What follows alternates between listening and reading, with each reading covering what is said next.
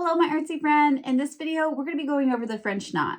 Let's dive in. We're going to start by threading our needle. So I'm taking my threader and grab the yarn and pull it right through.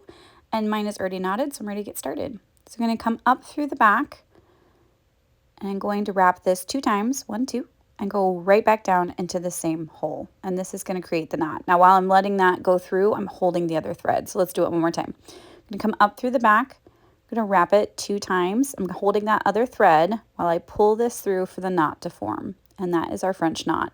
Do it one more time on this row. We're wrapping twice. So I'm coming up through the back. I'm going to wrap 2 times, hold that thread, and then pull my needle through to create the knot.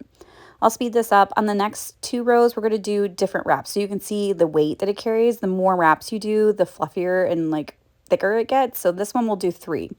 So I'm going to wrap it 1, 2, 3 times and then back down to the same hole. Again, holding that thread while I pull the knot through.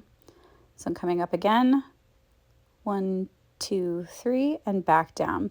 So it's just something to keep in mind. You'll get more volume the more wraps you do. It also depends if you're using floss.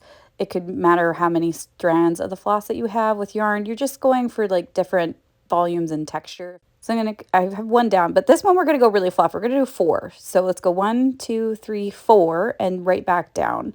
So this is gonna be our fluffiest one. And feel free to experiment with this. If there's a certain number that you like, go with that, but I'm gonna do it one more time. 1, 2, 3, 4, and then back down. They're all the same motion. It just depends on the look and feel that you want for your French knot versus a cloud versus like pollen on a flower or something. You're going to want different volumes for those. So keep that in mind as you're stitching. So I'll wrap this up and meet you back to check out all of our French knots. Here we go. The French knot. Check it out.